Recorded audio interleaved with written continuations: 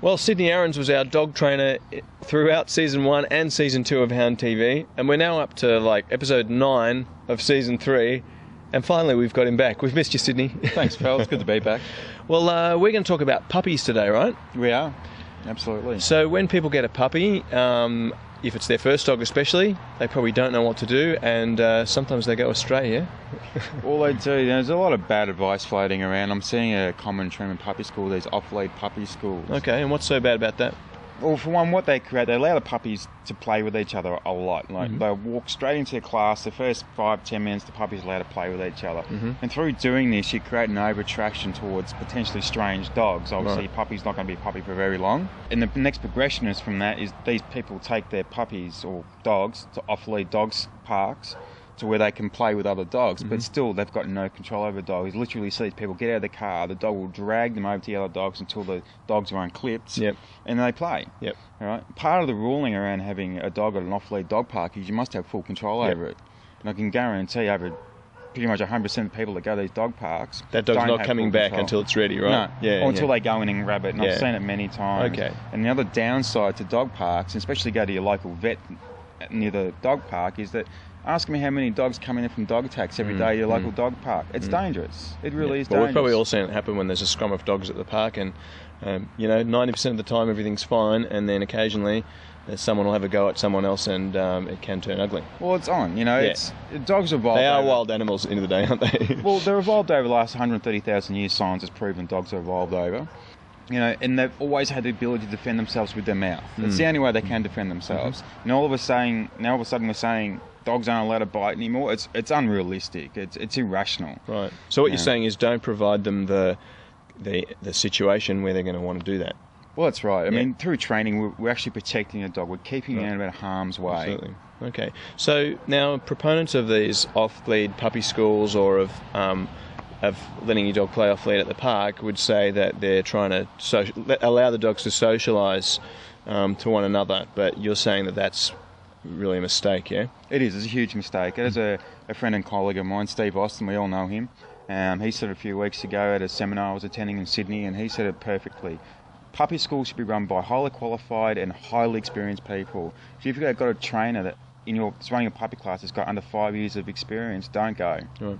Don't go. It's a critical period, or what we call a sensitive period. Through the socialisation process, what we're actually doing is desensitising our puppies to outside stimulus.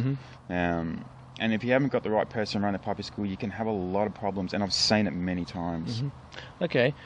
Speaking of puppy school, say you've acquired a dog that's either already past that period, or you just haven't been to puppy school for whatever reason. Like in our case, our own Cosmo, he's now 11 months old.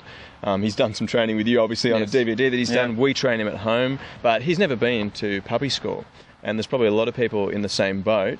And then they think, well, is it too late? Can you take an 11-month-old dog to puppy school? No. I mean, unfortunately... That'd be like taking a 10-year-old to kinder, right? Basically, or possibly a teenager. There's no point in doing that. And if you haven't taken your puppy to puppy school, or you've acquired an older dog through friends, or you've adopted a dog, whatever, it's best to go and find yourself a qualified dog trainer, especially if you're having issues or you just want to get some obedience training. So just the one-on-one training will do the trick? Yeah, or in a class level, which is fine. Okay. It depends. If you've got some real behavioural issues, then go for the one-on-one. Yep. But if you're just looking for some general obedience and things like that, then a class will be fine. So go to an obedience club or a class. Yeah. All right, now you're actually going to set up a little demo for us with one of your dogs around puppy attention on and off lead, right? Well, that's right. I've got a 16-week-old Belgian Malinois. Her name's Piper. Okay. So all I've done with Piper, I've socialised her, built a lot of drive for toys and things like that, so for training. But what I'm going to show you is the difference between what happens off lead and what can happen on lead. Okay, cool. So let's go get her. Cool. Okay, well, you've got Piper here, and she's a young cutie, and you've definitely got her attention with those liver treats as well. I have. Like I said before, all I've done is socialise her, get her walking on lead, and build a lot of drive and focus. Like I said, a lot of drive for toys and tug toys and things like that, because it's going to help through training later out in life. Okay. And a Belgian Malinois, as a working dog, they're a dog that has a lot of drive anyway, generally, right? Generally speaking, yes. Okay. And so what are you going to show us here now? What I'm going to show you the difference is what happens between on lead and off lead. Okay. All right, so on lead it's really quite easy. Now I've got a retention, so to get her away from me a little bit, is that she has got a very good concentration span for a young dog. Okay, so here she goes. Piper. Okay, there's instantaneous response there. Yep. Okay. She knows who Daddy is. Piper. Yep. She looks up straight away. Okay. Say the name's nice and strong and loud. Not yelling at the dog, but nice and strong and loud. Right. Because you don't want to teach her that you need to be yelling for her to respond, right? No. You want to teach her that you say her name, she looks, right? That's right. Okay. Piper. Yes. Yep. Good girl. Okay. All right, so what I'm going to do, I'm going to take her off lead. Okay, so again, you're just going to let her get bored and wander off? Yeah, we're in a secure area here. She can't go anywhere. So we're just going to ignore her basically and let her do her thing for a bit? Yep. Okay. Yep. Just let her sniff around, doing what dogs do. Dogs love to be free. More than anything else, they love to be free. Yep. Piper. Piper. Okay, so that was a pretty good demonstration of her getting a small distraction in the way. And I had to call her twice. So she heard you, but she saw something else more interesting on the way. Exactly right. Now, if I had her on lead, I would have been able to block all that behaviour. Remember, it's all about shaping behaviour and getting exactly what you want from your dog. Right. So if I had her on a long lead, I would have given her a pop on a lead, okay, and teach her that this is not what I require. I require you to come to me. Right. Through training, I'm keeping my dogs potentially out of harm's way. My dogs reliably come to me every time I call them. There's never going to be an issue.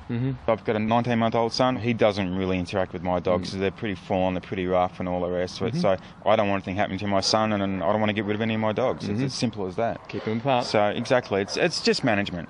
It's just management. Yeah, control your kids, control your dogs, and everyone's happy for it. Piper.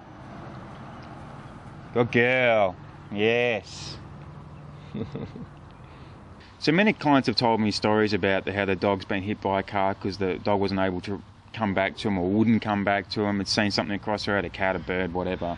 Okay, and potentially the dogs are killed, maimed, whatever, injured in some way whatsoever. And it's an extremely traumatic experience for a dog to be hit by a car, or for anyone to be hit by a car. And for the owner. And for the owner as well. And not to mention it's expensive as well, potentially, if the dog needs surgery and so on. Yep.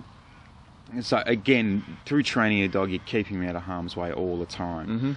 It's an essential part of training. You can't be without it. And the first thing I teach my dog is their name, and through the name I teach them to recall, and that's why I get a reliable recall from my dogs. Cool. Okay. Well, that's a bit more advice on recall. It's a basic one. We've talked about it quite a few times, but it's if you teach your dog nothing else, if you're going to teach your dog one thing, it's going to be having it on control and lead, and that's exactly two things, right. and coming when called. two essential things you must have: your dog controlled on lead, and when you call your dog, it should come back to you. Cool. So there it is, straight from Sidney Aarons' mouth. Keep your dog on the damn lead and have it come when called. Piper. Good girl. Yes.